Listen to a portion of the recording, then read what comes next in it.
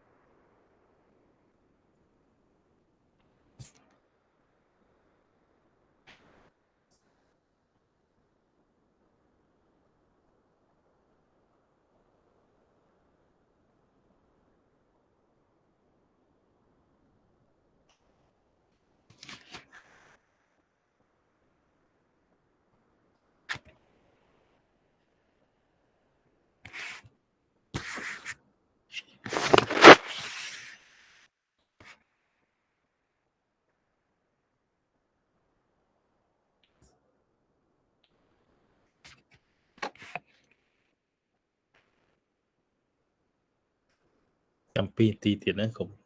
5នាទី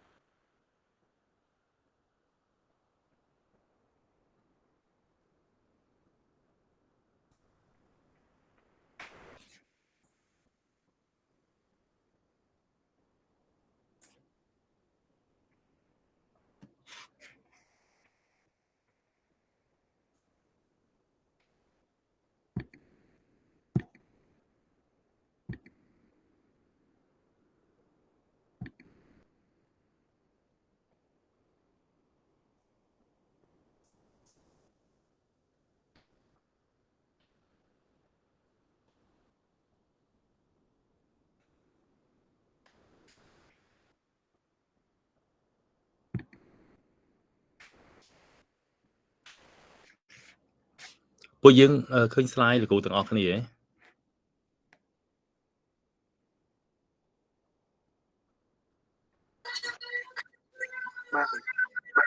ឃើញទេតោះអញ្ចឹងយើងចាប់ផ្ដើមណាយើងតពីលើកមុនទៀតយើងនៅបន្ត Semiology of the locomotor គឺយើងនិយាយពី muscle ដដែលណាយើងដឹងហើយអាទិត្យមុនយើងបានដឹងថាតកតង muscle ដែលយើងត្រូវរៀនហ្នឹងមានអីខ្លះមាននៅចាំទេគឺ myalgia cramp និង amyotrophy យើងបានរៀនហើយអញ្ចឹងថ្ងៃនេះយើងនៅសល់5ទៀតដែលត្រូវរៀនគឺ contracture trismus muscular tendon retraction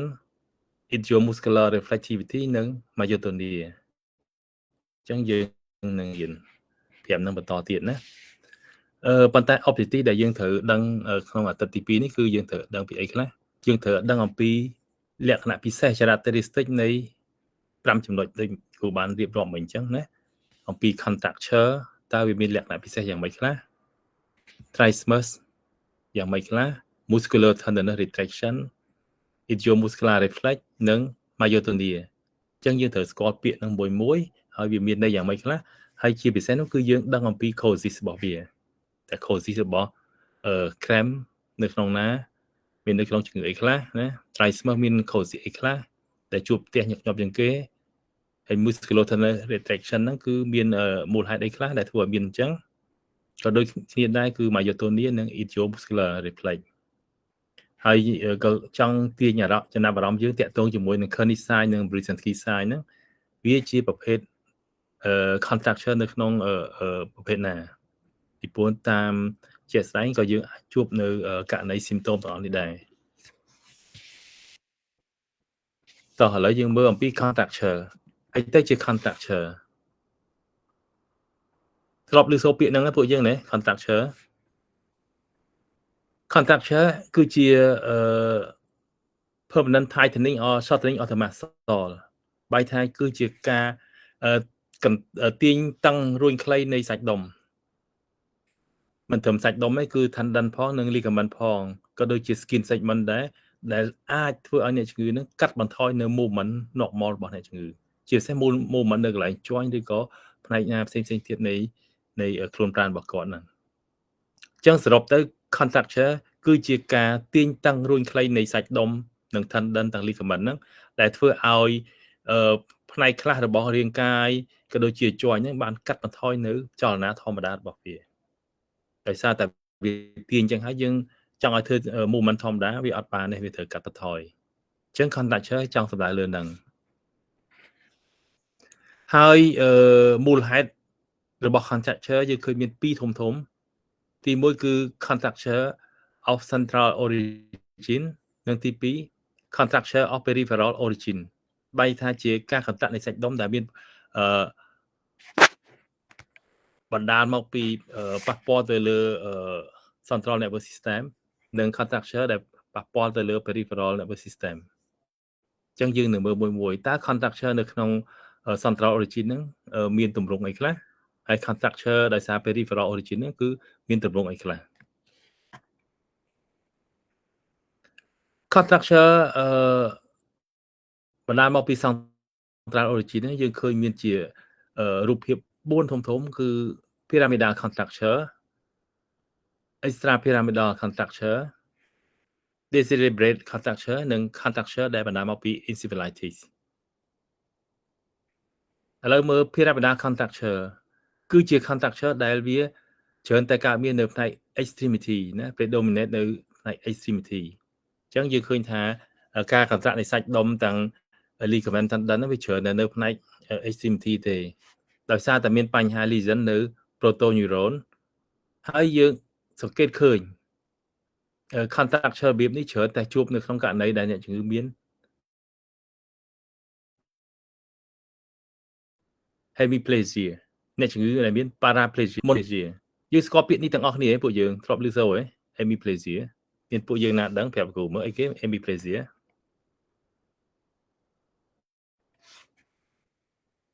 មានណាដឹងហ៎អីគេ hemiplegia hemiplegia ហ្នឹងន័យថាបាត់បង់ចូលណានៅកណ្ដាលហ្នឹងហើយបែរថាជា paralysis មកចង្ហៀងណាឧបមាថាដៃឆ្វេងជើងឆ្វេងហ្នឹងគឺគាត់អត់អាចលើកអត់អាចកម្រើកបានទេដោយសារតែ paralysis ចុះ paraplegia បងណាទៀតអាចឆ្លើយបាន paraplegia អីគេ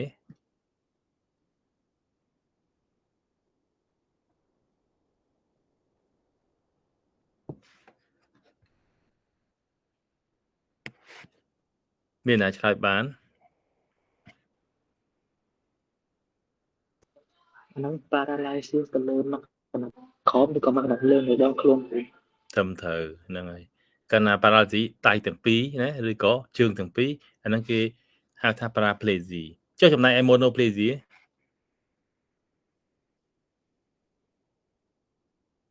monoplegia ក៏ paralysis ដែរប៉ុន្តែ paralysis បែបណាយើងឃើញពីរទម្រង់ហើយមកជារៀងខ្លួនឬក៏មកកណាត់ឡើងលើមកកណាត់ចុះក្រោម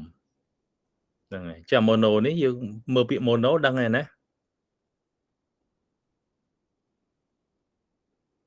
ណាឆ្លើយបានទេ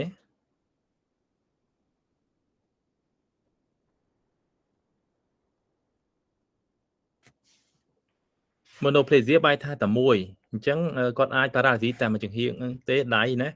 ដៃខាងស្ដាំឬក៏ជើងខាងស្ដាំ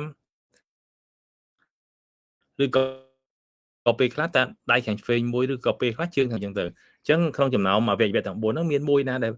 គាត់លើកអត់រួច paralysis អញ្ចឹងគេប្រើពាក្យ monoplegia paraplegia និង hemiplegia អញ្ចឹងបើករណីដែលអ្នកជំងឺមានសភាពបែបហ្នឹងទុនមួយចង្ហៀងទុនមួយចង្សងខាងឬក៏តែផ្នែកណាមួយនៃអវយវៈហ្នឹងគឺគាត់នឹងចាប់ដើមមាន contracture ហ្នឹងគឺគេហៅថា contracture ដោយសារតែវាមាននៅផ្នែក extremity ហ្នឹងចំណែកឯ extrapyramidal contracture ច្រើនតែជួបនៅផ្នែក root of the limb បែរ predominant the root of the limb បែរថាវាមិនមែន extremity ទេវាអាចឧបមាថាមានបញ្ហានៅនឹង shoulder ឬក៏នៅ hip អញ្ចឹងឧទាហរណ៍វាប៉ះពាល់អញ្ចឹងគឺដោយសារតែមានបញ្ហា lesion នៅ basal ganglia ដែលស្ថិតនៅផ្នែកខាងលើនៃក្បាលរបស់យើងហ្នឹងនៅពីលើ thalamus ហ្នឹងគឺដោយសារតែមានប៉ះពាល់នៅកន្លែងហ្នឹងអញ្ចឹងធ្វើឲ្យមាន contracture របៀបជាគេហៅថា extramidal contracture ហើយយើងសង្កេតឃើញច្រើនដែលអ្នកជំងឺដែលមាន Parkinson syndrome ណា contracture នៅក្នុង Parkinson syndrome basal ganglia នេះយើងឃើញទីតាំងណាធម្មតានេះតាឡាមីសនៅក្នុងខួរក្បាលយើងហ្នឹង cortex ហ្នឹងគឺអានេះនៅពីលើ basal ganglia កាលណាមានប៉ះពាល់នៅផ្នែកហ្នឹងវាអាចធ្វើឲ្យអ្នកជំងឺមាន contracture របៀបជា extrapyramidal contracture បន្ទាប់មករូបភាព contracture ដែលបណ្ដាលមកពី central origin ហ្នឹងគឺមានរូបភាពជាdecerebrate contracture decerebrate contracture ហ្នឹងគឺជា contracture ដែលមានលក្ខណៈខ្លាំងក្លាហើយពេលខ្លះគឺវាលក្ខណៈ paroxysm ណាវាមិនជាប់ជាប្រចាំទេវាអាចធូរហើយវាអាចចាប់ឡើងវិញមានបាត់ហើយ contracture បែបហ្នឹងគឺដោយសារតែអីដោយសារតែextensive destruction នៃ septal brain បែរថាដោយសារតែមានការខូចខាតនៃផ្នែកណារបស់ខួរក្បាលយើងហ្នឹងណាដោយសារdestroy ផ្នែកជាច្រើននៃខួរក្បាលរបស់យើងហ្នឹងទើបធ្វើឲ្យមានជា contracture បែបហ្នឹងគេហៅថា decerebrate contracture មួយទៀតវាអាចដោយសារតែventricular fluiding ventricular fluiding ហើយ ventricular fluiding នេះគឺដោយសារអីដោយសារតែមានសរសៃឈាមខួរក្បាលហ្នឹង cerebral vascular ហ្នឹងវា rupture នេះចង់និយាយថាវ៉ាយើងត្រូវបានចូលជន់ដោយឈាមដែលវាដាច់សរសៃឈាមក្នុងខួរក្បាល ventricular នៅក្នុងខួរក្បាលមានទាំងអស់ប្រហែលពួកយើងណាដឹង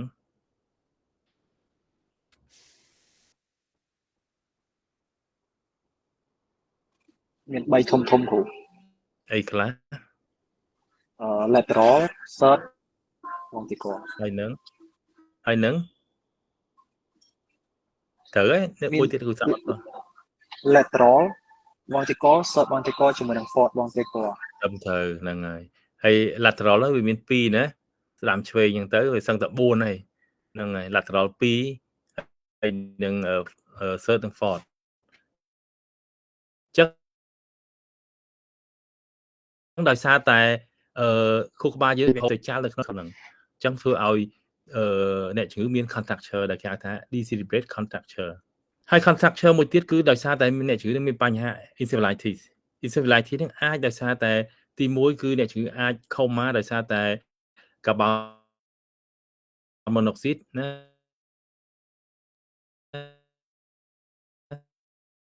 ចឹងទាំងអស់នេះគឺជាcontracture ដែលបណ្ដាលមកពី central origin ណាដែលមាន4គឺ pyramidal contracture extra pyramidal contracture decerebrate contracture និង contracture of result from encephalitis នេះមិញហ្នឹង ventricle ដែលគ្រូសួរមិញទាំងអស់មាន4ណាបើនិយាយមែនទេដូចជា3ចឹង lateral ventricle ហ្នឹងគឺវាមានទាំង2ហើយនេះ third ventricle នេះ fourth ventricle ហើយយើងឃើញថានៅក្នុងខួរក្បាលយើងហ្នឹងគឺមានសរសៃ vascular ច្រើនណានៅពេលដែល rupture vascular ហើយសរសៃឈាមវាហូរចូលក្នុង ventricle ហ្នឹងណាវាអាច ventricle lateral ឬក៏ fourth ឬក៏ third ឬក៏ទាំងអស់ណាដោយសារតែវាចូលជន់នៅ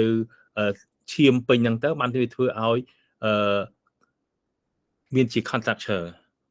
បែបហ្នឹងគេហៅថា decerebrate contracture មួយទៀត ventricle អត់ប៉ះពាល់ទេប៉ុន្តែ brain របស់នេះយើងហ្នឹងគឺ destroy ច្រើនកន្លែងណាអញ្ចឹងធ្វើឲ្យមានជា contracture ដែរនេះគឺជាមូលហេតុរបស់central origin នៃ contracture ចឹងមិញគឺតាក់ទងជាមួយនឹង contracture of central origin ឥឡូវយើងមើលអំពី contracture of peripheral origin ចឹងប្រភពវាគឺនៅផ្នែក peripheral ទេឥឡូវយើងមើលcontracture ផ្នែកperipheral origin ហ្នឹងគឺយើងចែកចេញជា contracture ដោយសារ reaction contracture បើថានៅពេលដែលមាន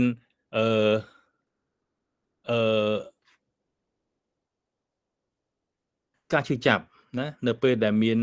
ឈឺចាប់នៅកន្លែង muscle ហ្នឹងគឺវាមើលមាន reaction មកបង្កើតបានជា contracture អញ្ចឹងគឺជាការដែលខ្លួនយើងខំប្រឹងទប់ជាមួយនឹង react ជាមួយនឹងការឈឺចាប់ហ្នឹងក៏បង្កើតបានជា contracture បែបហ្នឹងគេហៅថា reaction contracture មួយទៀតយើងនឹងមើលអំពី contracture នៃ tetanus អញ្ចឹងផ្នែក peripheral ហ្នឹងយើងចែកចេញជា reaction contracture និង contracture tetanus ឥឡូវនៅក្នុង reaction contracture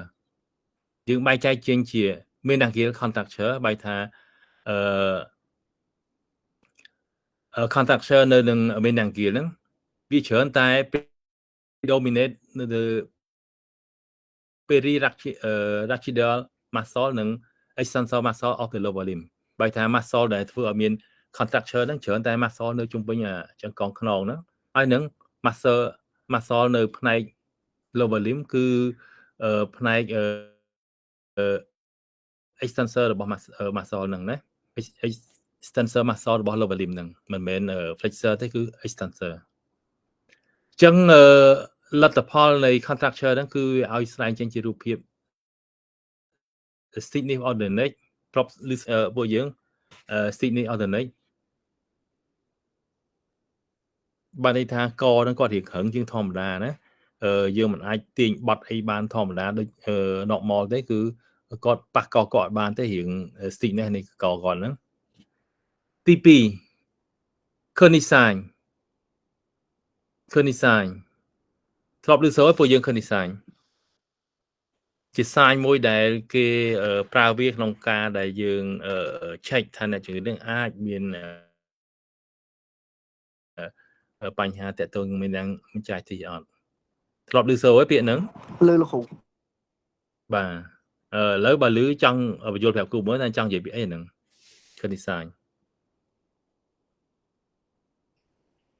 អាហ្នឹងយើងតេស្តដើម្បីរក meningitis ជាសាញមួយរបស់វាបើសិនជាមាន meningitis អញ្ចឹងគេលើកជើងរបស់អ្នក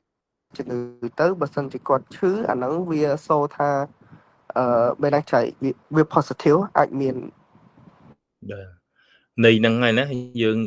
បញ្យល់ហ្នឹងគឺគ្រូគិតថាយើងចេះហើយចាំលោកគ្រូលំអិតបន្ថែមទៀតអញ្ចឹង Kearney sign គឺជាសាញមួយដែលគេប្រើដើម្បីបញ្ជាក់ថាអ្នកជំងឺនឹងអាចមានជាសញ្ញា meningitis អត់ណាអញ្ចឹងដោយបងអូននិយាយមិញអញ្ចឹងគឺ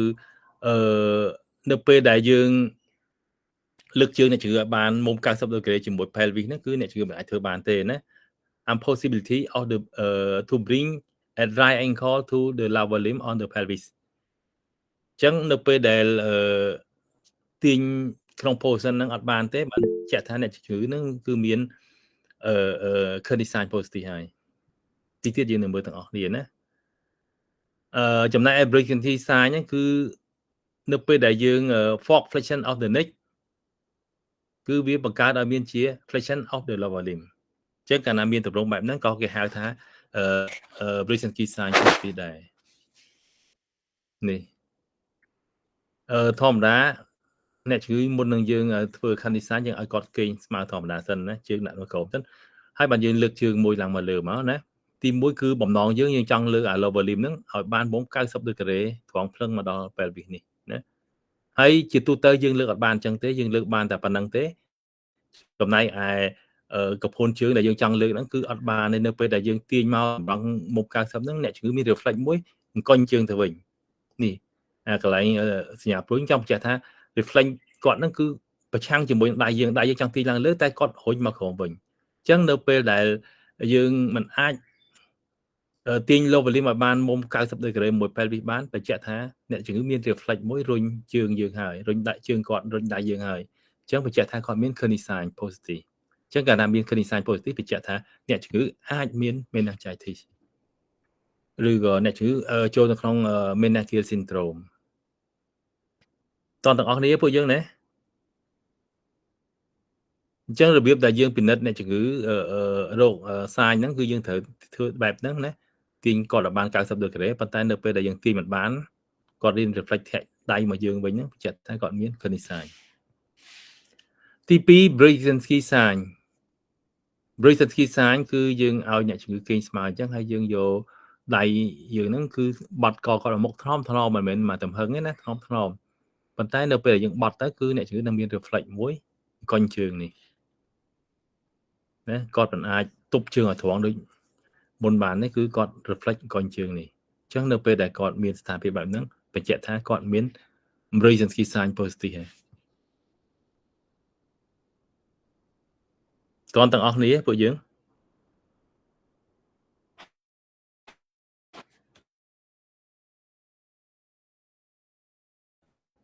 ចឹង Brzezinski sign គឺជាប្រភេទ contracture ហៅថា meningeal contracture គឺ extend contracture ហើយក៏ជាប្រភេទ peripheral origin របស់ contracture ដែរ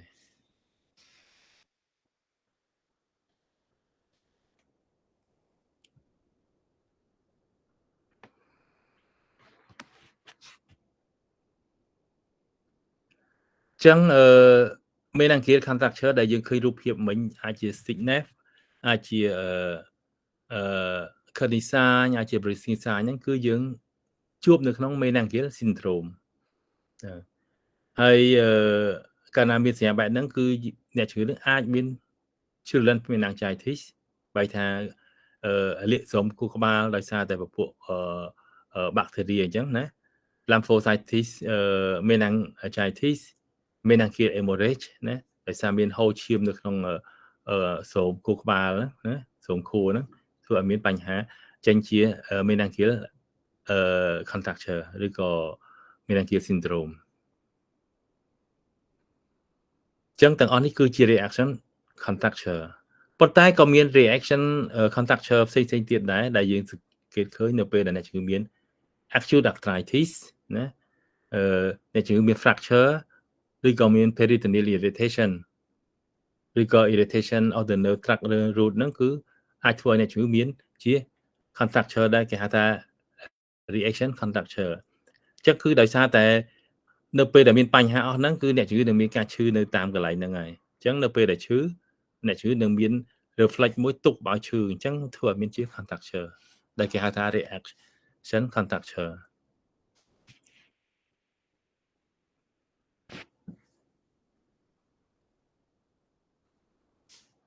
ចឹង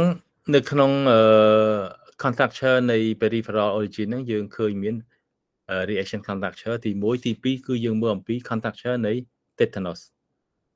នៅក្នុងជំងឺ tetanus អាចមាន contracture ហើយ contracture នៃជំងឺ tetanus ហ្នឹងគឺយើងចាត់ទុកនៅក្នុង peripheral origin ហេតុអីបានធ្វើឲ្យមានជា contracture ដោយសារតែ toxin របស់មេរោគតេតាណូសហ្នឹងវាទៅប៉ះពាល់ដល់ peripheral nerve និងទៅប៉ះពាល់ដល់ motor implant អញ្ចឹងវាធ្វើឲ្យមានជា contraction ហ្នឹងអញ្ចឹងដោយសារតែ action របស់ toxin ហ្នឹងហើយទៅប៉ះពាល់ដល់ផ្នែក peripheral nerve ឬក៏ motor implant ហើយនៅក្នុងជំងឺ tetanus ហ្នឹងគឺអ្វីដែលយើងឃើញកើតមានមុនគេគឺ masticatory muscle ហ្នឹងដែលធ្វើឲ្យមាន contraction ណាគឺវាប៉ះពាល់មុនគេហើយក្រោយពីមានប៉ះពាល់ទៅលើ toxin ទៅប៉ះពាល់ដល់មាន contraction ទៅលើ masticatory muscle ហ្នឹងគឺវាបង្កើតឲ្យបានជា trismus អញ្ចឹង trismus ដោយសារតែជាការកន្តាក់នៃសាច់ដុំ masticatory ហើយបណ្ដាលមកពី toxin របស់មេរោគជំងឺ tetanus បន្ទាប់មកពីប៉ះពាល់ទៅលើ muscle នៃ masticatory ហើយក៏វា extend ទៅប៉ះពាល់ដល់ triatic muscle និង smooth muscle ទៀតអញ្ចឹងនៅក្នុង tetanus វាប៉ះពាល់នឹងច្រើនហើយ contracture ដែលវាមានហ្នឹងគឺមានលក្ខណៈ permanent ជាប់ណាកើតជាប់នៅយូរហើយធ្វើឲ្យ immobility ណាដោយសារ contracture ហ្នឹងគឺអាចកម្រើកបានទេហើយមានការឈឺចាប់ហើយវា involve in paroxysm បើថាវាមានកើតជាប់ហើយវាអាចបាត់ដល់ plate ហើយវាអាចកើតឡើងវិញទៀតបើថា contracture ហ្នឹងគឺវាមានហូរហែណាគាត់ថាវាមានពេលឈប់មួយវគ្គនេះ motor implant គឺកន្លែងដែល insertion រវាង muscle ជាមួយនឹង peripheral nerve ណាអញ្ចឹងនៅក្នុង tetanus ហ្នឹងគឺ toxin ហ្នឹងវាទៅប៉ះពាល់នៅផ្នែក peripheral nerve ផងនិងផ្នែក motor implant ផងអញ្ចឹងធ្វើឲ្យមានជា contracture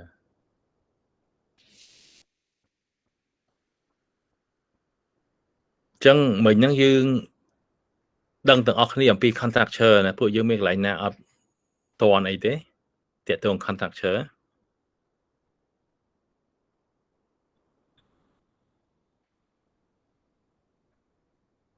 អត់អីទេណាអញ្ចឹងយើងត្រូវស្គាល់អ្វីទៅហៅថាជា contracture គឺមូលហេតុវាបណ្ដាលមកពីអីខ្លះអាច central origin និង peripheral origin ឥឡូវមួយទៀតយើងមើលអំពី trismus យើងបានដឹងខ្លះមិញហើយតាក់ទង contracture ដែលតាក់ទងមួយ tetanus ហ្នឹងគឺវាមានពាក្យ trismus ឥឡូវយើងចូលមកដល់ trismus ហើយណាអីទៅជា trismus ពេលខ្លះគេហៅថា lockjaw បែរថាដូចជាគាត់ជាប់ធ្គាមអញ្ចឹងมันអាចធ្វើឲ្យអ្នកជំងឺហាមាត់បានពេញលេញណាហ្នឹងហើយហើយដោយសារតែវាមាន contraction នៃសាច់ដុំនៅនឹងទំពារអាហារហ្នឹងអញ្ចឹង trismus គឺជា condition មួយដែលធ្វើឲ្យអ្នកជំងឺមានការពិបាកក្នុងការបើកមាត់ឲ្យបានពេញលេញជាទូទៅគឺមាត់បើកមិនបានធំទេណាហើយ trismus ហ្នឹងគឺដោយសារអីដោយសារតែមាន contracture នៃ masticatory muscle បើអត់មានការកន្តាក់នៃសាច់ដុំ masticatory ទេគឺអត់អាចបានជា trismus ទេហ្នឹងហើយនៅពេល contraction នៃសាច់ដុំ masticatory ហ្នឹងហើយគឺនៅពេលហ្នឹងវាបង្កើតបានជា trismus នៅពេលមាន trismus គឺអ្នកជំងឺមិនអាចហាមាត់បានដូចយើងធម្មតាទេនៅពេលដែលមាន trismus យើងឃើញថា contracture ដែលមានហើយវាច្រើនតែ bilateral ហើយ symmetric ចឹងយើងឃើញហើយសាច់ដុំ masticatory muscle ហ្នឹងវាមានសងខាងឆ្វេងស្ដាំអញ្ចឹងវាច្រើនតែមានទាំងគូទាំងស្ដាំទាំងឆ្វេងដែលយើងអាចមើលឃើញយើងអាចស្ទាបដឹងណាហើយនឹងឈឺចាប់ខ្លាំងណាយើងមិនអាចខំប្រឹងទាញ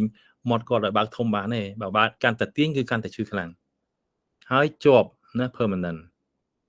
ការដែលគាត់ពិបាកហាមាត់ឈឺអញ្ចឹងហើយអាចធ្វើឲ្យគាត់មានការពិបាកក្នុងការដែលទទួលទានឬក៏ក្នុងការដែលគ្រូពេទ្យយើងចង់បើកមាត់គាត់ដើម្បីពិនិត្យហ្នឹងគឺពិបាកហ្នឹងហើយដោយសារតែ contracture ហ្នឹងដោយសារតែការឈឺចាប់នៅពេលដែលយើងខំធ្វើឲ្យគាត់ធ្វើ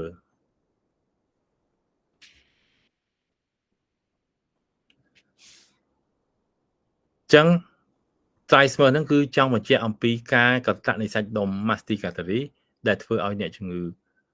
មានការឈឺចាប់អ្នកជំងឺមានការពិបាកក្នុងការហាមាត់អញ្ចឹងឥឡូវយើងស្គាល់ពាក្យហ្នឹងហើយយើងមើលអំពី semiological value តើវាមានតម្លៃអ្វីខ្លះនៅក្នុងផ្នែក semiology ហ្នឹងគឺវាអាចជា symptom មួយដែលយើងជួបនៅក្នុងជំងឺផ្សេងៗហ្នឹងហើយអញ្ចឹងមូលហេតុនៅក្នុងជំងឺផ្សេងៗដែលយើងឃើញមានអីខ្លះឥឡូវទី1យើងមើលអំពី acute generalized tetanus គឺអាចជួបនៅក្នុងជំងឺ tetanus ហ្នឹង trismus ហ្នឹងគឺជួបនឹង tetanus ហ្នឹងអញ្ចឹងយើងគោលដឹងខ្លះៗតែទៅ tetanus ហ្នឹងគឺនៅពេលដំណាក់កាលដំបូង initial យើងឃើញថាhaving sample painful discomfort when opening the mouth បើថាអ្នកជំងឺគឺមានការពិបាកហើយជាពិសេសគឺអាចឈឺចាប់នៅពេលដែលគាត់ហាមាត់បើថាគាត់ពិបាកក្នុងការហាមាត់ហើយនឹងមានការឈឺចាប់អញ្ចឹងនៅពេលដែលអ្នកជំងឺមានបញ្ហាពិបាកក្នុងការហាមាត់ហើយកាន់តែឈឺខ្លាំងហ្នឹងគឺយើង complex គិតរកជំងឺ tetanus ណាទី1មុនដំបូងគេគិតរក tetanus បាទហើយពីជំនាន់មុនអត់សូវមានបាក់សាំងអត់តនេះហ្នឹងគឺអត់តបានទលំទលាយហ្នឹងគឺអាសាសម្បូរប៉ុន្តែឥឡូវហ្នឹងចាប់ដើមកាត់បន្ថយហើយអញ្ចឹងនៅពេលដែលយើងគិតថាអ្នកជំងឺមានបញ្ហា tetanus ហ្នឹងគឺចំណុចដែលសំខាន់ដែលយើងត្រូវគិតហ្នឹងគឺយើងរកមើលថាតើគាត់មានកន្លែងណាដែលជាចំណុចចាប់ផ្ដើមអត់ដូចជាមានរបួសនៅនឹងខ្លួនប្រាណរបស់គាត់ជាពិសេសរបួសនៅស្បែកណាឬក៏មានធ្វើ abortion ដែលបាន sterile ត្រឹមត្រូវណាក៏ជាមូលហេតុដែរតែសម័យមុនគឺច្រើនតែអត់មានការ sterile ត្រឹមត្រូវទេវាងាយឆ្លងមុតដៃគោលមុតអីហ្នឹងគឺងាយឆ្លងណាអញ្ចឹងយើងត្រូវ identify ថាតើមានសញ្ញាណាដែលបញ្ជាក់អំពីការឆ្លងដោយសារមេរោគ tetanus ហ្នឹងណាបើអមមកយើងមើលឃើញហើយយើងត្រូវតែចាប់ដើមធ្វើ syrup therapy ភ្លាមអញ្ចឹងដំណាក់កាលដំបូងនៃការសង្ស័យtetanus ហ្នឹងគឺយើងរកមើលថាតើគាត់មាន trismus អត់ណាមាន trismus អត់រកមើលចំណុចដែលធ្វើឲ្យមានការឆ្លងជំងឺ tetanus ចូលខ្លួនតាមរយៈរបួសអីចឹងបន្ទាប់មកគឺយើងចូលដល់ដំណាក់កាលបន្ទាប់ហើយគឺ establish phase ហ្នឹងយើងឃើញថា trismus ហ្នឹងគឺកាន់តែខ្លាំងជាងមុនណាមិនត្រឹមតែ trismus ទេគឺមានមិនត្រឹមតែ contract នៃសាច់ដុំទំពាអាហារទេគឺមាន contraction នៃ facial muscle ទៀតគឺសាច់ដុំនៅនឹង face ទៀតអញ្ចឹងវាបង្កើតបានជា sardonic fasciitis បែរថាអ្នកជំងឺរៀងស្ញែងណាចេញតែថ្មិញដូចយើងសើចអញ្ចឹងប៉ុន្តែតាមពិតដោយសារ contraction នៃ masseter artery ផងនិងfacial muscle ផងអញ្ចឹងធ្វើឲ្យអ្នកជំងឺមានទម្រង់មួយដូចជាsardonic fasciitis អញ្ចឹងគឺគាត់ស្ញែងដូចសើចអញ្ចឹងហើយអ្នកជំងឺគឺកាន់តែឈឺកាប់ខ្លាំងណាហើយពេលខ្លះគឺមាន thick bleeding ទៀតណាដូចមានគ្រឹះថ្មិញទៀតស្ញែងឲ្យគ្រឹះថ្មិញទៀតនេះដោយសារតែ contraction រួមផ្សំគ្នាទាំងសាច់ដុំទំពាអាហារផងនិង facial muscle ផងចឹងភាពធន់ធ្ងរនៃtetanus ហ្នឹងគឺដោយសារតែគាត់មាន trismus ផងណាធ្វើឲ្យគាត់ពិបាកនៅក្នុងការដាក់អីចូលក្នុងមាត់ណាចង់យើងញ៉ាំអីក៏ពិបាកណាចង់ពិនិត្យអ្វីនៅក្នុងមាត់ក៏ពិបាកដែរដោយសារតែ trismus ហើយចុងក្រោយដល់ដំណាក់កាល recovery ហ្នឹងយើងឃើញថា trismus គឺជា symptom មួយដែលវាបាត់ទៅក្រោយគេណា contraction នៅផ្នែកផ្សេងៗបាត់អស់ហើយប៉ុន្តែ trismus គឺនៅមិនទាន់បាត់ទេអញ្ចឹងនៅពេលដែលបាត់ trismus ហើយបញ្ជាក់ថា tetanus ហ្នឹងបាត់ដែរជានេះគឺជាខ្លះនៃacute generalized tetanus ដែលមានtrismus ជាផ្នែកមួយនៅក្នុងហ្នឹង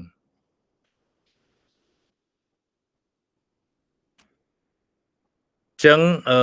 ខុសពី trismus តើមានអីទៀតដែលធ្វើឲ្យមានតែជាមូលហេតុនៃ trismus ហ្នឹងយើងឃើញមាន temporomandibular joint disorder joint temporomandibular ហ្នឹងគឺចាប់ដើមមានបញ្ហាហើយទើបធ្វើមាន trismus ដូចជាអីកាលណាមានបញ្ហា disorder នៃ joint ហ្នឹងវាអាចធ្វើឲ្យmovement របស់ joint ត្រូវបានកាត់បន្ថយហើយក៏ធ្វើឲ្យមានជា trismus ដែរ ចឹងកាលណាមាន movement របស់ចកាត់បន្ថយហ្នឹងគឺវាធ្វើឲ្យការបើកមាត់របស់គាត់ក៏ពិបាកយើងឃើញជួបនៅក្នុងជំងឺអី rheumatoid arthritis ឬក៏ osteoarthritis ហ្នឹងហើយកាលណាមាន rheumatoid arthritis នៅជាពិសេសនៅនឹង temporomandibular joint ឬក៏arthritis នៅ temporomandibular joint ហ្នឹងគឺវាធ្វើឲ្យពិបាកហាមាត់ហើយអាចធ្វើមាន trismus ហើយមានទៅកន្លែងណាទៀតដូចជានៅក្នុង peri tonsillar abscess ឬក៏ dental infection ណាកាលណាមាន abscess នៅជុំវិញកន្លែងដោះសាច់ពងកហ្នឹងណាមានដោះសាច់ពងកមាន abscess នៅជុំវិញហ្នឹងឬក៏មាន infection នៅធ្មេញក៏អាចធ្វើឲ្យមាន trismus ដែរមួយទៀតគឺកាលណាមាន trauma ណា traumatism នៅនឹងថ្គាមចហ្នឹងឬក៏ muscle ឬក៏ mastication ណាក៏ធ្វើឲ្យមានបញ្ហាដែរណារួមទាំង fracture dislocation ហើយក៏បង្កើតបានជា trismus ដែរ post operative trismus បែរថាក្រោយពីមានការoperative មួយចំនួនក៏ធ្វើឲ្យមាន trismus ដែរជាពិសេសដូចជាអ្នកជំងឺដែលមានmolar extraction ណាគាត់ដកធ្មេញថ្គាមណាជាពិសេសនៅ wisdom tooth ហ្នឹងគឺអាចធ្វើឲ្យមានជា trismus ដែរអ្វីទៀតដែលធ្វើឲ្យមាន trismus ដែរចំពោះអ្នកជំងឺគឺនៅពេលដែលអ្នកជំងឺមាន head cancer ឬក៏ neck cancer ហ្នឹងគឺយើងអាចជាបានដោយការបាញ់កាំស្មី radiation ណាគេថា radiation ទៅលើផ្នែកអស់ហ្នឹងវាអាចធ្វើឲ្យប៉ះពាល់ដល់តំបន់ jaw area ដែរណាធម្មតាកាលណាយើងបាញ់កាំស្មីវាមិនចំតែមកកន្លែងហ្នឹងទេណាវាអាចចំផ្នែកជុំវិញទៀតជាពិសេសបើចំនៅផ្នែក jaw area វាអាចធ្វើឲ្យ damage នៅ tissue ណាបន្ទាប់មកវាបង្កើតឲ្យមានជា scarring អញ្ចឹងវាធ្វើឲ្យមានជា trismus ដែរអញ្ចឹងទាំងអស់នេះគឺជា causes ឬក៏ semiological value នៃ trismus តែយើងឃើញហើយអាចមានជា tetanus អាចមានជា disorder នៃ temporomandibular joint ដែលអាចមានជា peritonsillar abscess ឬក៏ dental infection ដែលអាចមានជា trauma នៃ jaw វាអាចមាន post operative trismus ដូចជា third molar extraction ឬក៏ radiation ទៅលើតំបន់ jaw area ណាដែលធ្វើឲ្យមានជា scarring ហើយនឹងធ្វើឲ្យមាន trismus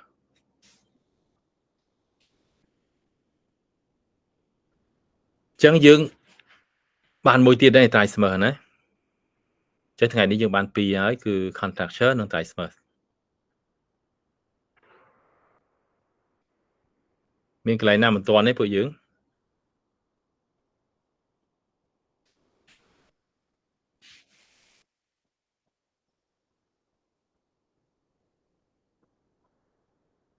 ចឹងយើងតទៀតណាឥឡូវយើងចូលដល់ muscular tendinous retraction អីគេគឺជា muscular tendinous retraction muscular tendinous retraction គឺជា permanent shortening of the muscle tendon unit making it shorter than the corresponding bone segment and limiting normal movement បែរថាគឺជាការរុញខ្លីនៃសាច់ដុំនិង tendon ណាដែលយើងអាចឃើញវាមានភាពខ្លីជាងបើប្រៀបធៀបជាមួយនឹង bone segment ណាធម្មតាយើងបើអត់មានជា contraction muscular tendon retraction ទេគឺ muscle tendon ជាមួយនឹង bone segment ហ្នឹងគឺវាមើលទៅវាស្របគ្នាប៉ុន្តែបើសិនតែមានបញ្ហា retraction គឺយើងឃើញថាអាចឃើញtendon និង muscle ហ្នឹងវារួញខ្លីបើប្រៀបធៀបជាមួយនឹងផ្នែកឆ្អឹងអញ្ចឹងវាធ្វើឲ្យ limit នៅ movement របស់ផ្នែកហ្នឹងណាអញ្ចឹងកាលណាមានការកន្តាក់រួញខ្លីនៃសាច់ដុំ tendon ហើយវាធ្វើឲ្យ movement ហ្នឹងគឺมันបានល្អដូចធម្មតាទេឥ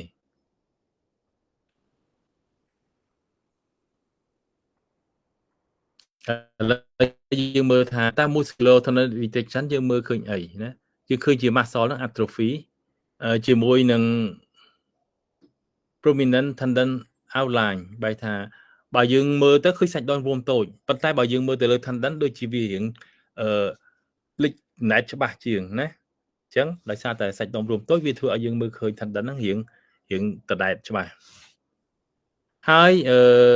limb segment ហ្នឹងគឺវា deformity វា fix in deformity បែរថាវាដូររូបរាងណាហើយវា fix ជាប់ដោយរូបរាងវាគឺវាខុសពីធម្មតានៅពេលដែលយើងធ្វើ palpation យើងឃើញថា tendon ហ្នឹងគឺវាឡើងរឹងហើយ fibrotic ទៀតហើយ movement ក៏វាថយចុះដែរណា movement ចាប់ដើមថយហើយពេលខ្លះគឺมันអាចធ្វើ movement បានទេផ្នែកដែលមាន retraction នៃ muscle និង tendon គឺអត់អាចធ្វើ movement បានទេបើមើលធ្វើបានក៏តិចតួចដែររាល់ពេលដែលយើងខំប្រឹងឲ្យមាន movement ដោយអ្វីដែលយើងចង់បានគឺ retraction ហ្នឹងគ្រាន់តែធ្វើឲ្យអ្នកជំងឺឈឺចាប់ខ្លាំងអញ្ចឹងបែរថាយើងមិនអាចបខំធ្វើ passive ទៅលើកន្លែងហ្នឹងទេណាបើយើងបខំឲ្យធ្វើ movement បានដូចធម្មតាគឺហិតតែអ្នកជំងឺឈឺចាប់ខ្លាំងហិតតែមិនអាចធ្វើបាន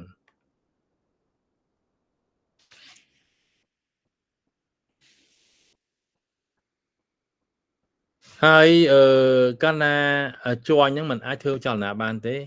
immobilization នៃជាន់ហ្នឹងវាធ្វើឲ្យមានទៅជា joint damage ណាកាលណាជាន់អត់ធ្វើចលនាបានទេវានឹងយូរទៅជាខូចខាតណាដោយ declassification ហើយបន្ទាប់មកគឺមាន lesion នៅ articular surface ណាហើយក៏វាធ្វើឲ្យមានអាចជា dislocation ឬក៏ luxation ដែរអញ្ចឹងដោយសារជាន់អត់មានចលនាវាអាចធ្វើឲ្យមានជា dislocation ឬក៏ luxation តាម musculotendinous retraction ហ្នឹងយើងអាចជួបនៅក្នុងករណីអីខ្លះ main causes របស់វាមានអីខ្លះយើងអាចជួបនៅក្នុងករណីparalysis នៃ peripheral origin ណាមានអីខ្លះដូចជានៅក្នុង poliomyelitis យើងបានដឹងខ្លះហើយតើតើជាមួយនឹង poliomyelitis គឺដោយសារតែ inflammation នៃ spinal cord ណាហ្នឹងហើយដោយសារពពួក poliovirus អញ្ចឹងនៅក្នុងពួកហ្នឹងគឺវាអាចធ្វើឲ្យមានជា musculotendinous retraction ធ្វើឲ្យមាន musculotendinous retraction ហើយបើកាលណាវាមាន retraction គឺវា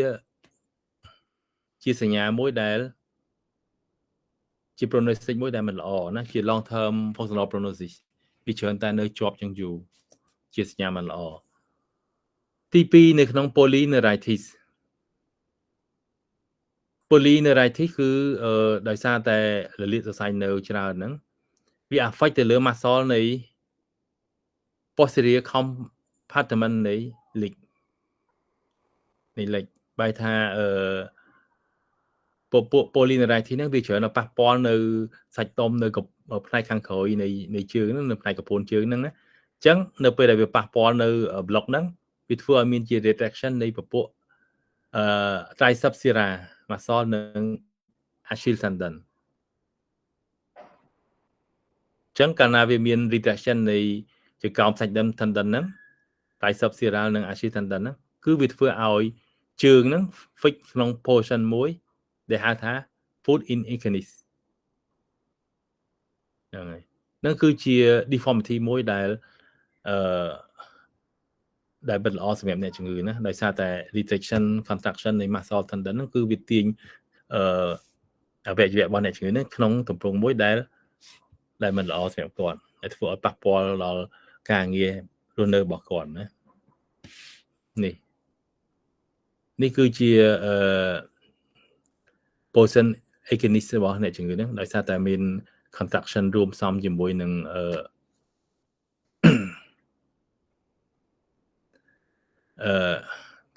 tendon axial ហ្នឹងជាមួយនឹងtriceps sera នៃ muscle អញ្ចឹងធ្វើឲ្យទាញជើងអ្នកជំងឺក្នុង position equinus បែបហ្នឹង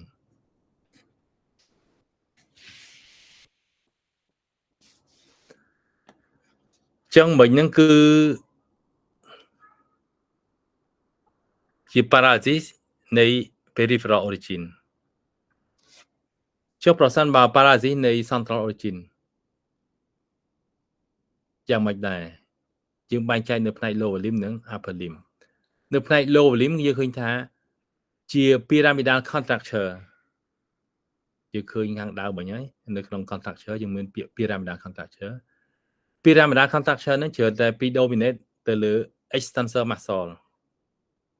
បែរថា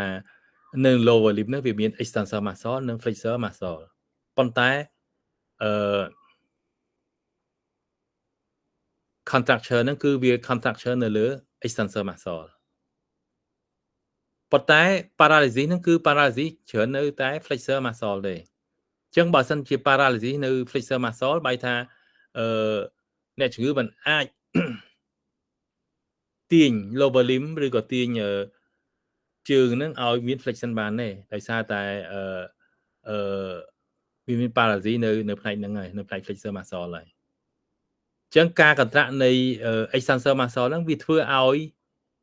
ការកន្ត្រាក់តែមួយខាង flexor អត់អាចជួយបានទេដោយសារ paralysis មានតែ extensor តែដែលមាន contraction អញ្ចឹងការកន្ត្រាក់នៃ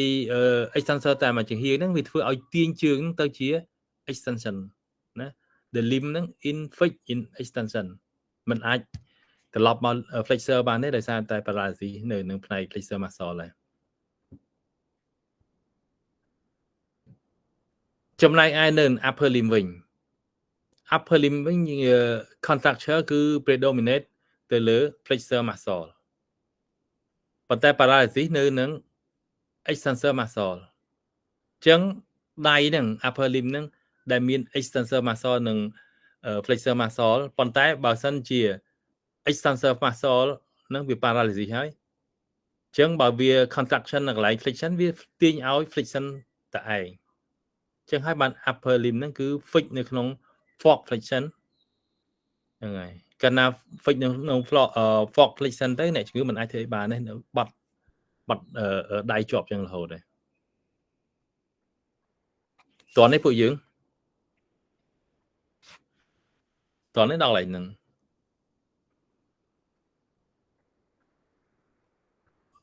គូនិយាយម្ដងទៀតណាតាក់ទងជាមួយនឹងparalysis នៃ central origin ហ្នឹងយើងបែងចែកជាផ្នែក lower limb និង upper limb នៅផ្នែក lower limb យើងមានកន្លែងណាដែល paralysis គឺ paralysis នៅកន្លែង flexor muscle អញ្ចឹងវាធ្វើឲ្យ extensor muscle ហ្នឹងគឺនៅ contraction អញ្ចឹងវាធ្វើឲ្យlower limb ហ្នឹងគឺក្នុងទម្រង់មួយគឺ extension ជាប់ចំណែក upper limb ហ្នឹងគឺ paralysis នៅផ្នែក flexor extensor muscle អញ្ចឹងធ្វើឲ្យមាន contracture ហ្នឹងវានៅ flexor ជាប់អញ្ចឹងធ្វើឲ្យទាញដៃអ្នកជំងឺហ្នឹងនៅក្នុងទម្រង់មួយ fork flexion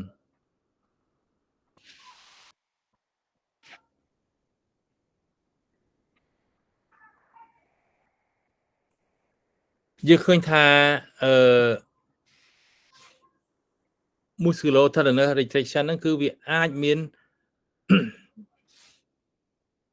ជួបនៅក្នុង situation ផ្សេងទៀតណាដូចជាអីនៅពេលដែលជំងឺមាន coma prolonged coma បែរថា coma យូរមកហើយណាកាលណាគាត់ coma យូរមកហើយហ្នឹងគឺអាចធ្វើឲ្យ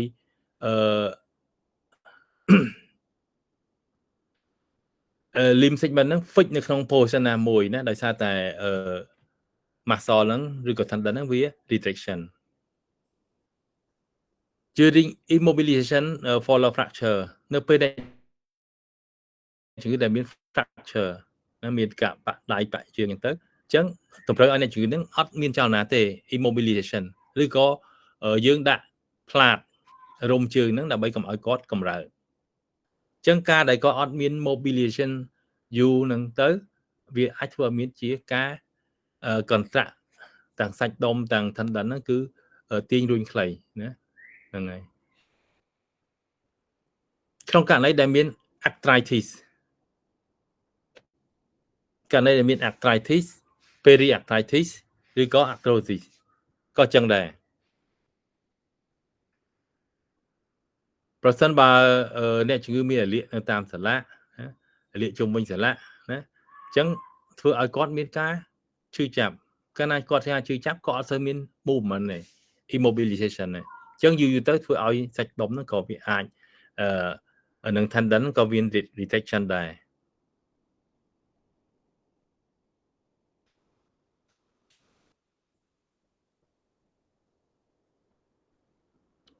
នៅក្នុងជំងឺ muscle disease ដូចជា polymyositis ឬក៏ myopathy អញ្ចឹងនៅក្នុងករណីជំងឺបោះសាច់ដុំមួយចំនួនបែបហ្នឹងក៏អាចធ្វើឲ្យមានជា musculotendinous retraction ដែរ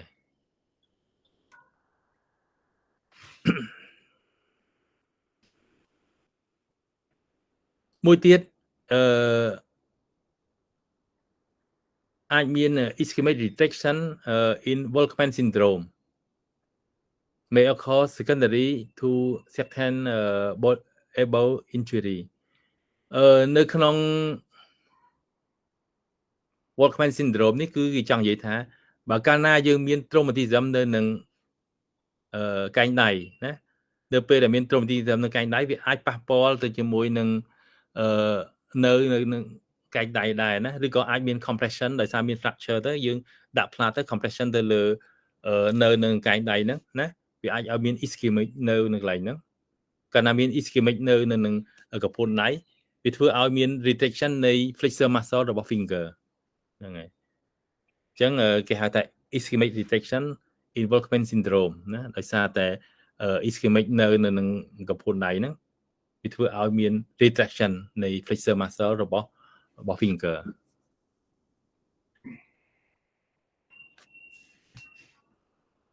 អញ្ចឹងនេះគឺតាក់ទងជាមួយនឹង musculotendinous retraction អញ្ចឹងយើងបានដឹងចំណុចហ្នឹងមួយទៀតហើយណា musculotendinous retraction trismus contracture នឹងបាន3ចំណុចហើយ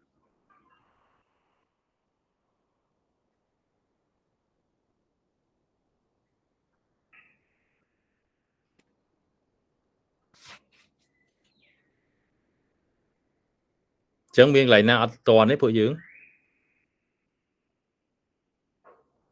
ធ្លាប់ឮសូរពាក្យហ្នឹងឯង musculotendinous retraction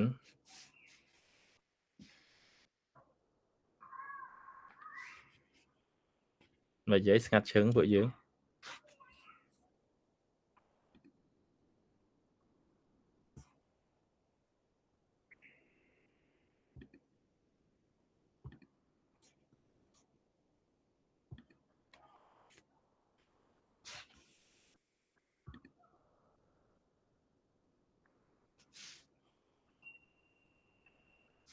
ចឹងលឺតទៀតណាចំណុចទី4យើងមើលអំពី idiomuscular reflex អីទៅ idiomuscular reflex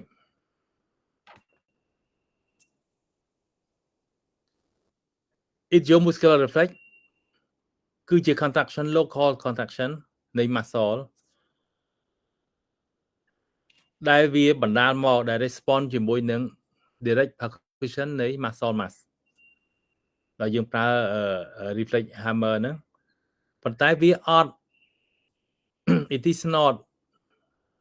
mediated by the spinal cord ទេបែរថាជាការកន្ត្រាក់នៃសាច់ដុំណាដោយសារតែយើងគោះទៅលើម៉ាស់របស់សាច់ដុំហ្នឹងគោះដោយប្រើ reflex hammer ហ្នឹងគេមានញញួរវិសាស្ត្រយើងដែលគោះទៅលើ tendon គោះទៅលើ muscle ណាមិនមែនញួរយើងនេះទេយើងប្រើញួរវិសាស្ត្រហ្នឹងហើយវាមិនអាស្រ័យទៅនឹង innervation ទេ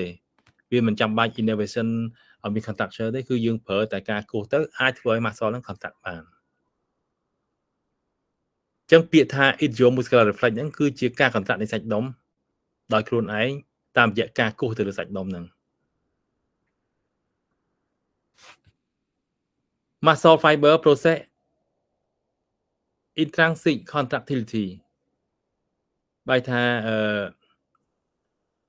muscle fiber ហ្នឹងគឺវាអាច contract ដោយខ្លួនឯងបានដោយមិនអាស្រ័យជាមួយនឹង neural innervation ទេណាមិនចាំបាច់មាន innervation ពីអ្នកណាមួយទេនៅណាមួយទេគឺវាអាច contract ដោយខ្លួនឯងបានហ្នឹងជាលក្ខណៈពិសេសរបស់ muscle ហ្នឹងហើយជាធម្មតា ការកន្ត្រាក់របស់សាច់ដុំហ្នឹងគឺវាកើតឡើងនៅកន្លែងដែលយើងធ្វើ percussion បើយើងគោះនៅកន្លែងសាច់ដុំណាគឺសាច់ដុំហ្នឹងគឺកន្ត្រាក់បន្ទាប់មកការដែលកន្ត្រាក់ហ្នឹងវាជាលក្ខណៈ speeding concentric បែរថាវាកន្ត្រាក់នៅជុំវិញកន្លែងដែលយើងគោះហ្នឹងណាប៉ុន្តែគ្រាន់តែកន្លែងដែលយើងគោះហ្នឹងគឺវាកន្ត្រាក់ខ្លាំងជាងគេហើយជុំវិញហ្នឹងក៏កន្ត្រាក់ដែរប៉ុន្តែយើងខ្សោយជាងហ្នឹងហើយជួនកាលតាមរយៈការកន្ត្រាក់ហ្នឹងវាអាចមានជាbrief segment movement វាអាចធ្វើឲ្យមានmovement រៀងខុសពីធម្មតាដែរពេលខ្លះអញ្ចឹងម្ដងទៀត muscle ការកន្ត្រាក់នៃសាច់ដុំដោយសារតែយើងគោះណាដែលមិនអាស្រ័យទៅលើinnervation នៃនៅណាមួយទេអញ្ចឹងគេហៅថា idiomuscular reflex ហើយការដែលយើងគោះហ្នឹងគឺនៅកន្លែងដែលយើងគោះវាកន្ត្រាក់ខ្លាំងជាងគេបន្ទាប់មកវាconcentric នៅជុំវិញកន្លែងគោះហ្នឹងហើយពេលខ្លះវាអាចធ្វើឲ្យផ្នែកខ្លះនៃbody part យើងហ្នឹងគឺវាmovement ខុសពីធម្មតា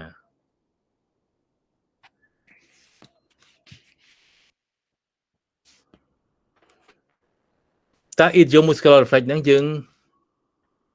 ជួបនៅក្នុងករណីខ្លះតើ semiological value របស់វាហ្នឹងគឺយ៉ាងម៉េចខ្លះណាអញ្ចឹងយើង search យើងធ្វើការឆែករកមើល idiomuscular reflex ហ្នឹងនៅក្នុង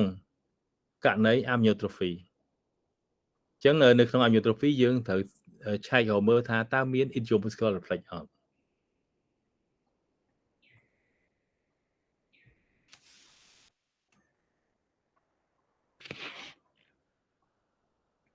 យើងឃើញថា idiomuscular reflex ហ្នឹងគឺមាននៅក្នុង neurogenic amyotrophy អញ្ចឹងនៅក្នុង neurogenic amyotrophy យើងរកមើល idiomuscular reflex ឬក៏ muscle reflex ហ្នឹងគឺឃើញមានប៉ុន្តែផ្ទុយទៅវិញ absent នៃ osteotendinous reflex អត់មាន reflex osteotendinous ទេបើយើងគោះទៅលើ tendon អត់មានទេប៉ុន្តែគោះធ្វើការគោះទៅលើ muscle គឺយើងឃើញមាន contraction ជាទូទៅ disappear in myopathy អញ្ចឹងនៅក្នុង myopathy ហ្នឹងគឺអត់មាន idiomuscular reflex ទេយើងគោះទៅអត់មានទេណានៅក្នុង myositis ក៏អត់មានដែរប៉ុន្តែ osteotendinous reflex គឺ preserve បែរថាមាន osteotendinous reflex វិញ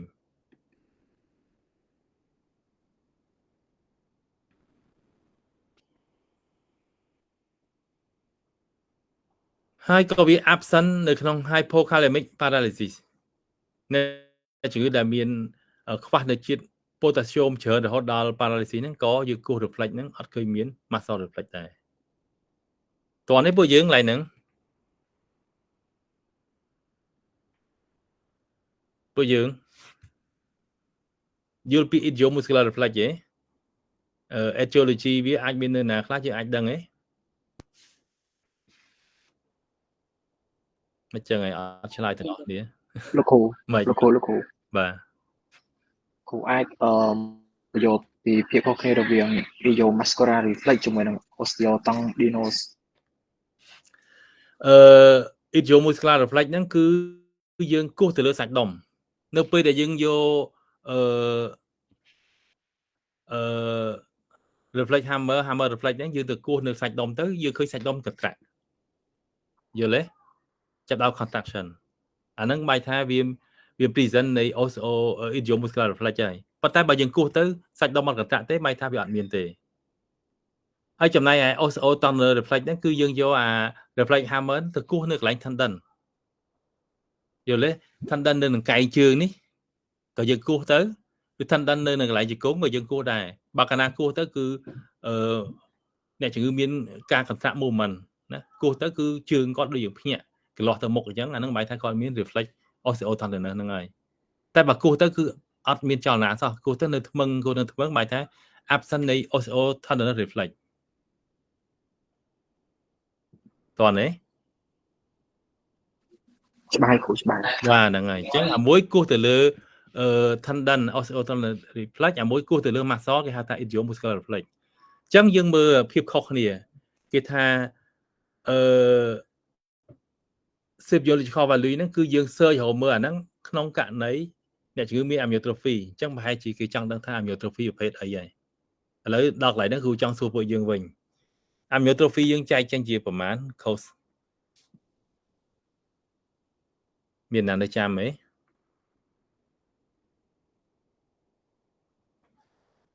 មែន cause របស់ amyotrophy មានប្រមាណ 4 គ្រូ 4ហ្នឹងហើយអីខ្លះ myogenic neurogenic disuse myogenic neurogenic diffuse amyotrophy នៅមួយទៀតអីគេគ្រូអត់បានស្ដាប់យើងនិយាយ nutritional and metabolic ហ្នឹងហើយត្រូវហើយឥឡូវនេះគឺតាក់ទងជាមួយនឹង diffuse និង nutritional and metabolic amyotrophy ហ្នឹងគឺគេអត់លើកមកនិយាយទេគេលើកតែ myogenic និង neurogenic អញ្ចឹងតាក់ទងជាមួយ neurogenic និង myogenic ហ្នឹងគឺមានលក្ខណៈពិសេសនៃ idiomuscular reflex ពីរហ្នឹងវាផ្ទុយគ្នាយើងមើលទៅឃើញហើយឥឡូវតើវាខុសគ្នាមិន neurogenic និង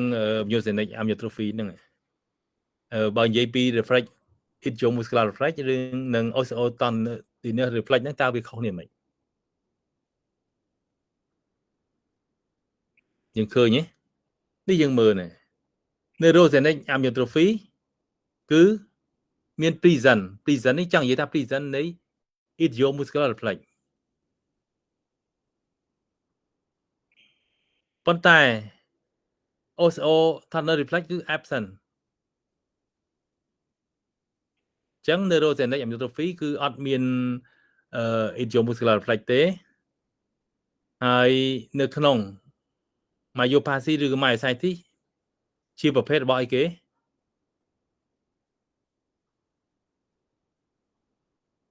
ជាប្រភេទរបស់ myogenic amyotrophy ចឹងប្រភេទ myogenic amyotrophy ហ្នឹងគឺវាយ៉ាងម៉េច disappear បែរថាអត់មានទេ reflex ហ្នឹងអត់មានទេ reflex អីអត់មានគឺ reflex idiomuscular reflex ហ្នឹងប៉ុន្តែអ្វីដែលមានគឺ osteotontinous reflex preserve បែរថាវានៅតែមានដដែលនៅតែរសារដដែលយល់ពាក្យហ្នឹងឯងពួកយើងតន់នេះឃ្លាពីរហ្នឹង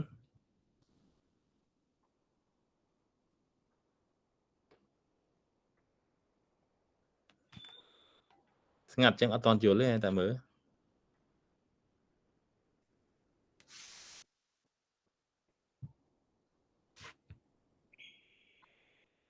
disappear បែរថាវាបាត់ទៅវិញអត់មានទេដូចជា absent ចឹង preserve បែរថាវានៅរយៈទុកដូចស្មើនឹង present ណាចឹង myopathy ឬ myositis ឬក៏យើងហៅថា myogenic amyotrophy ហ្នឹងយើងឃើញមាន absent នៃ idiomuscular reflex ហើយនឹង present នៃ osteotontinous reflex ចំណែកឯ neurogenic amyotrophy គឺវា present នៃ idiomuscular reflex ហើយវា absent នៃ osteotontinous reflex ចឹងបើនៅក្នុងamyotrophy បើយើងរោមអត់ឃើញមានអា idiomuscular ទេវាអាចនៅក្នុងប្រភេទនេះហ្នឹងបើយើងរកឃើញមានគឺអាចនៅក្នុងប្រភេទ neurogenic ប៉ុន្តែក្នុងករណីដែលអ្នកជំងឺខ្វះជាតិ potassium ច្រើនរហូតដល់paralysis អញ្ចឹងយើងខំប្រឹងគូរហៅមើល muscle reflex មិនក៏គួរអត់ចាញ់ដែរណា absent អត់មានទេ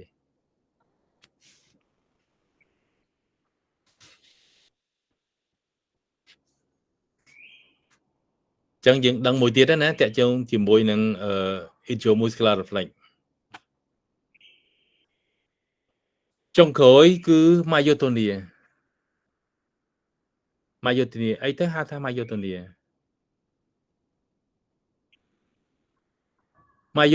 គឺជា neuromuscular condition ដែលវាឆារ៉ាក់រាយដោយសារតែ abnormal slowness of muscle relaxation after contraction បែរថានៅពេលដែល muscle contraction ហើយយើងចង់ relax វិញគឺវា relax slow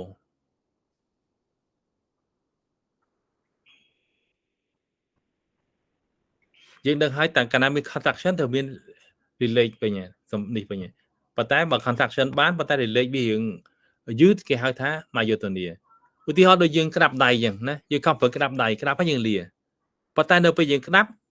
ធម្មតានៅពេលយើងលាអត់បានទេលារឿងយឺតដូច slow អញ្ចឹងនឹងហៅថា myotonia តោះនេះពួកយើងយល់ពាក្យហ្នឹងនៅបាយថាក្រោយតែមាន contraction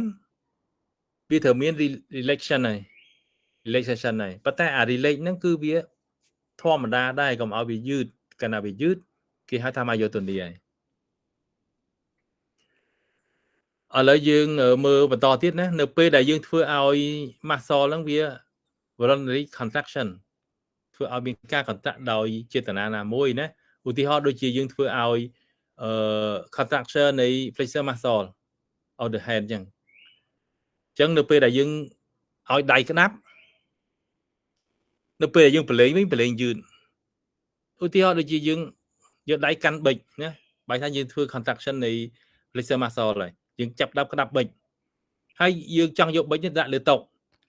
នៅពេលដែលយើងដល់លើតុយើងចឹងពលាវិញវាពលាទៅយឺតមែនទែន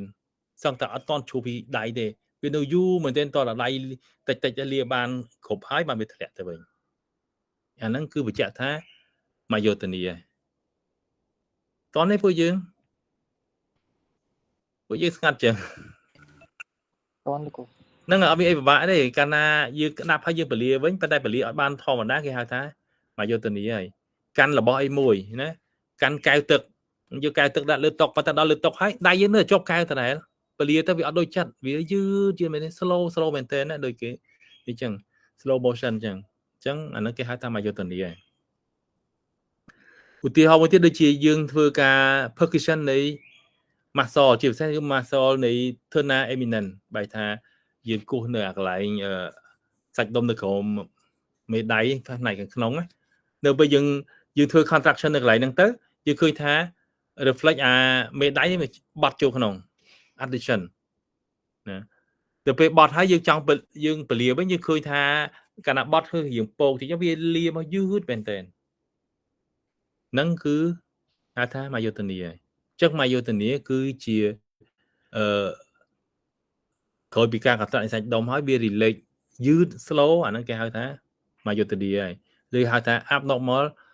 slowness of muscle relaxation after contraction ហើយជាទូទៅ myotonia ហ្នឹងយើងច្រើនតែ cause វាច្រើនតែនៅក្នុងជំងឺ genetic ណាយើងឃើញនៅច្រើនតែពួកជំងឺ genetic ដូចជា Turner disease ដែលយើងអាចដឹងហើយពីមុនគឺជាពួកជំងឺgen hereditary ណាប្រភេទ autosomic dominant បែរថាបើសិនជាឪពុកម្ដាយកើតគឺកូនហ្នឹងអាចកើត 50% ណា2នាក់គឺមានម្នាក់កើតហើយវាធ្វើឲ្យ muscle dystrophy ហើយច្រើនតែ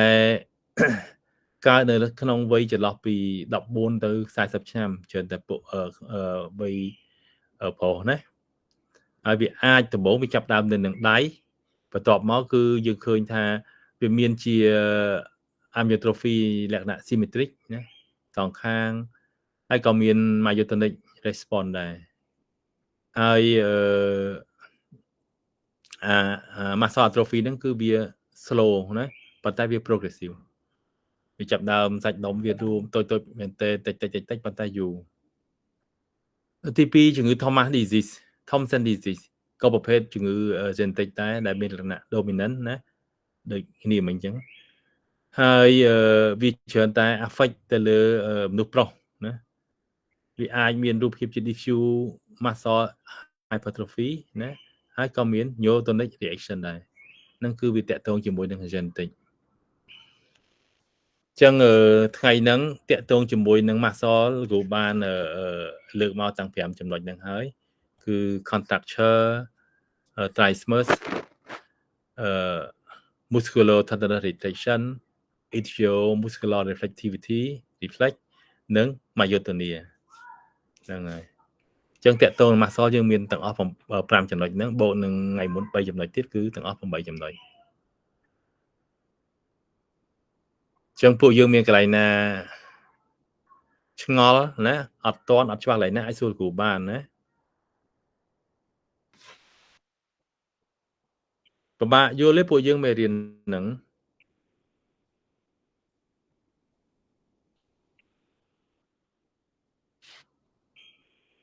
បាក់យល់ទេ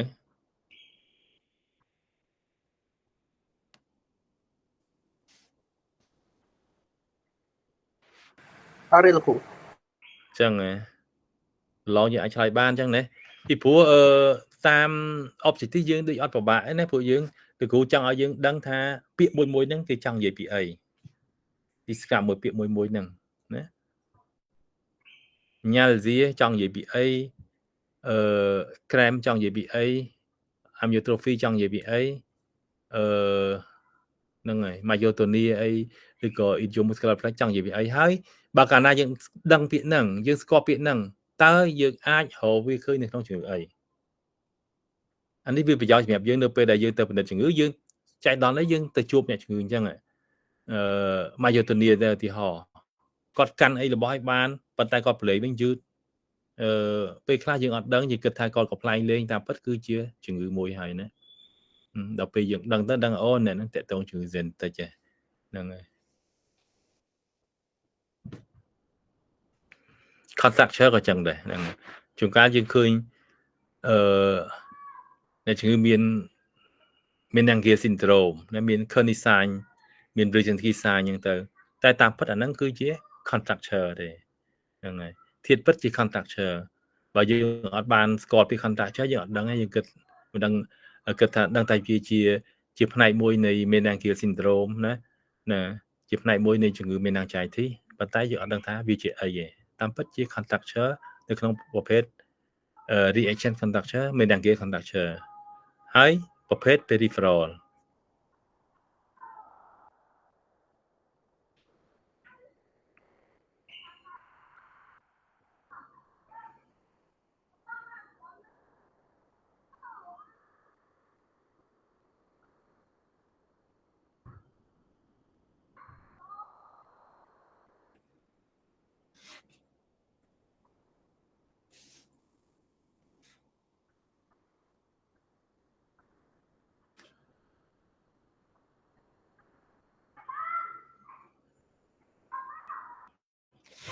ចឹងពួកយើងអត់មានឆ្ងល់ទៀតទេចឹងហ៎អត់ឆ្ងល់យើងប្រកែណាចឹងឥឡូវគឺគ្រូហៅ attendant បើឆ្ងល់ចាំសួរគ្រូឡើងវិញមក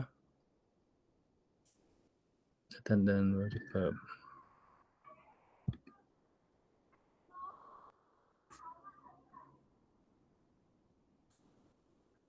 តោះចៅសូនី ចាលោកគ្រូ បាទជាលីហៃមកហ៎អត់ទេណាជាសុភារតនៈជាសុភារតនៈមកហ៎ជេនសុភ័ក្រចុះមិនចឹង ចាលោកគ្រូ ឈៀងចេងហុង បាទ បាទឈូនស្រីមី លោកគ្រូខ្ញុំលីហៃមកលោកគ្រូលេខ 2 លេខ 2លោកគ្រូឡើងមកនេះហ៎លីហៃហ៎ បាទលោកគ្រូ មិញលោកគ្រូដល់ស្រីមីមិញហ៎ស្រីមីមកហ៎បាទសុភ័ក្រឆយសុភ័ក្រ ចាលោកគ្រូចាលោក ឈុនសុធារី ចាលោកគ្រូ បាទជ្រឹងវុធី បាទលោកគ្រូ បាទ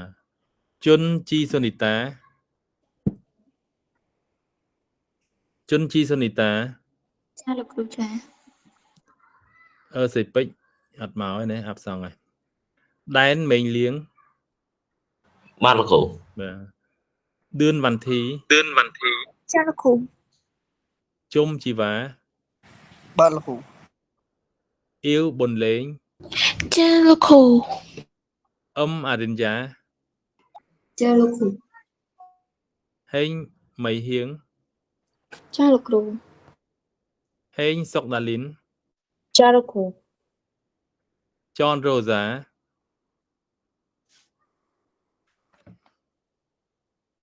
John Rosa màu ấy Cơm cộ sól Ban được khổ. Cơm xia lì chén Ba là khổ. Khám Sọc Xây Há ba là khổ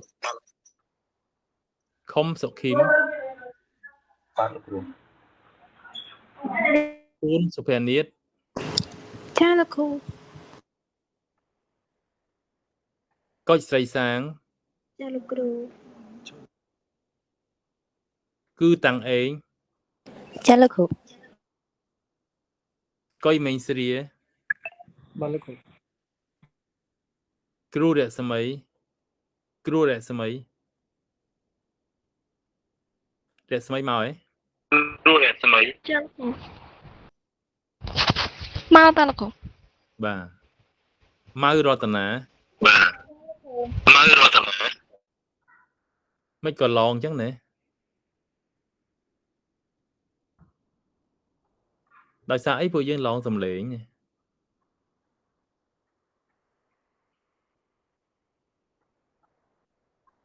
Môn Sầm Náng Ba là khổ. Nà Tây Sở Thi Nổ Rấn Bạn lục khổ. Night Vọt Tần Á Night Vọt Ồ Áp Sang Nô Giờ Rây Bột Thị Rất ba là khổ Uôn Liêng Hôi ba là khổ Pan Mê Tá cha là khổ Sênh Sô Văn Rọ Tần Á Trăng Vi Chữ Cá cha là khổ Tất Cơm Cách cha là khổ Visna Đà Rá ba là khổ Bột Thi Vị Sụ Thà Rô Ba khổ. Gian Vị Sál Ba là khổ. Bộ dương nà Lục khổ nhóm tròn đâu dài. John Rosa Địch nà chứ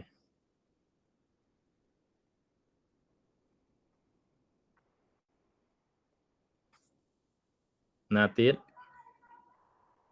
Ồ hả nè Hấp xong tầm môi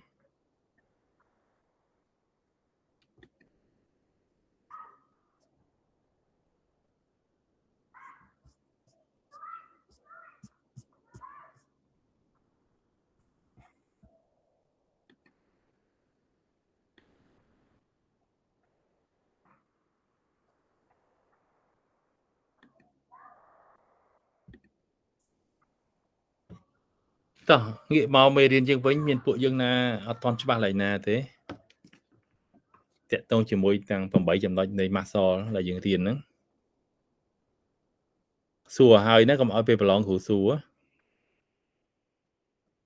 Trời năm ở chật ấy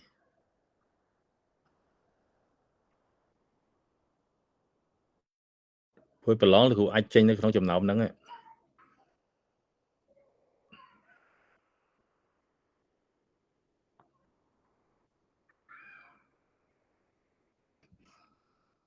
Thật biến ấy xùa thì của xùa với nhé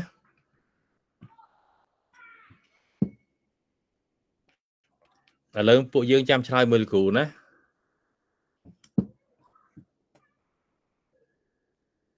Ở lớn gì phiếp khó khăn nè Rồi viên Neurogenic amyotrophy Nâng myotonic amyotrophy Ở đây Neurogenic amyotrophy nâng Neurogenic amyotrophy Neurogenic nâng Neurogenic khó khăn nè mày Vậy ta pi cho nói bà này Vì bên pi cho nói để khó khăn nè cứ kẹt tông reflex Ná trai bán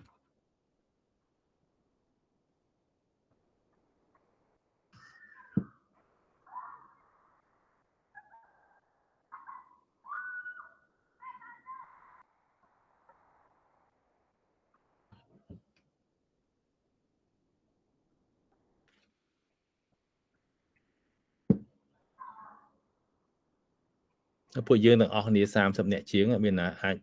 ឆ្លើយចំនួននឹងបានទេ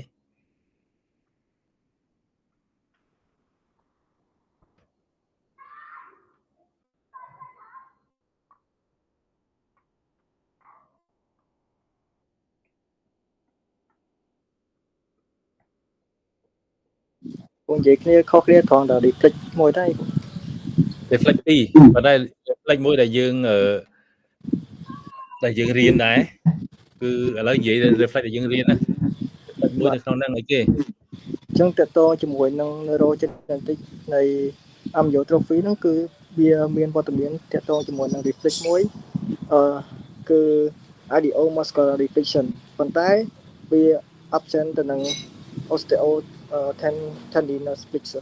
reflex បើសិនជានៅក្នុង myogenic វិញគឺវាមានវត្តមានតើតជាមួយនឹង reflex osteo tendinous ហើយវា absent ជាមួយនឹងIDO muscular reflection ពួកយើងទាំងអស់គ្នាឯកភាពមួយ mainstream អត់ទេចម្លើយរបស់ mainstream មិនដែរ យល់ស្របគ្រូ យល់ស្របទាំងអស់គ្នាតែកសលទេ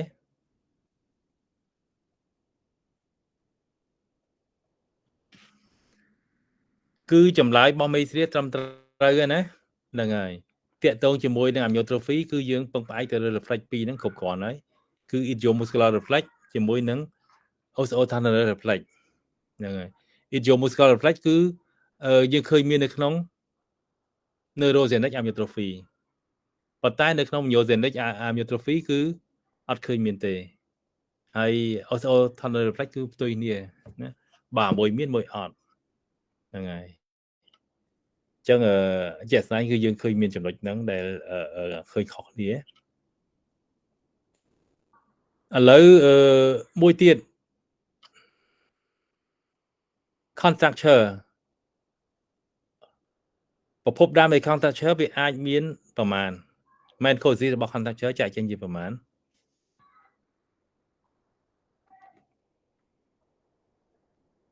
មានណាឆ្លើយបានទេសុំគ្នាយើងអ្នកថ្មីទៀតមកមិនស៊ីចេះហើយមិនឆ្លើយទេ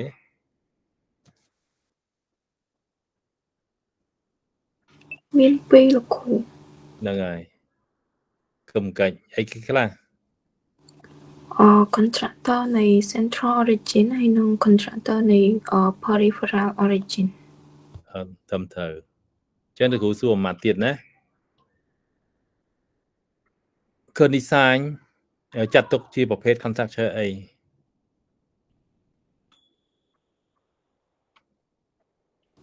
peripheral origin លោកគ្រូ ត្រឹមត្រូវណាវាជាមានអង្គា contracture ឬក៏ reaction contracture របស់ peripheral origin recency scan recency sign ក៏ដូចគ្នាដែរណាគឺនៅក្នុងប្រភេទនឹងដូចគ្នា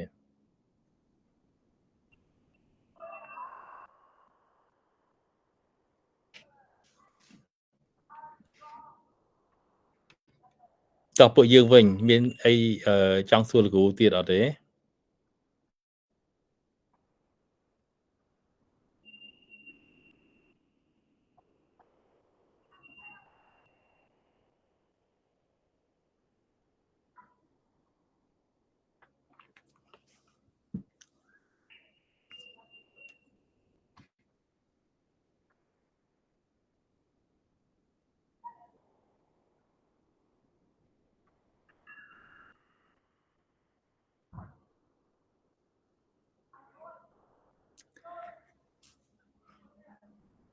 Decelerate contracture មាននៅក្នុងប្រភេទ contracture មួយណា central origin ឬក៏ peripheral ណាឆ្លើយបានទេ Decelerate contracture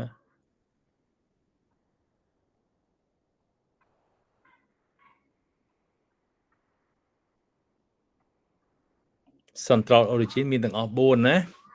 មានpyramidal contracture extra pyramidal contracture ហើយនឹង decelerate contracture និង contracture នៃដែលមានប្រភពពី encephalitis តើ deliberate conductor នោះវាបណ្ដាលមកពីអី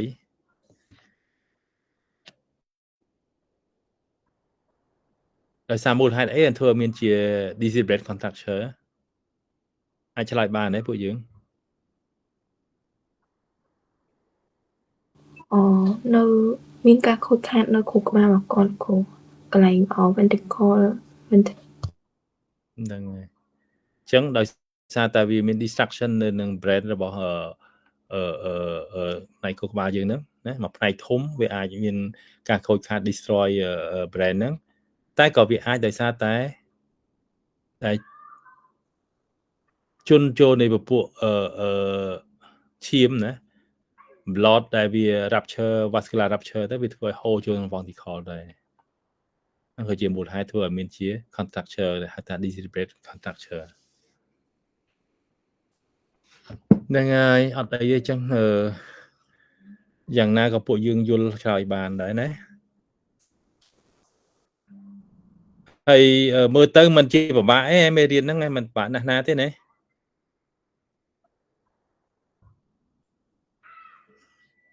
អត់អីលោកគ្រូគាត់វារៀងច្រើនហើយពាក្យរៀងប្លែកបន្តិចហ្នឹងហើយប៉ុន្តែសង្ឃឹមថាពេលដែលយើងមកស្ដាប់គ្រូយើងបានយល់អំផ្នែកយើងដល់តែយើងមើលមេរៀនបន្ថែមទៀតណាហើយបើឆ្ងល់ចាំ session ក្រោយឲ្យសួរលោកគ្រូវិញ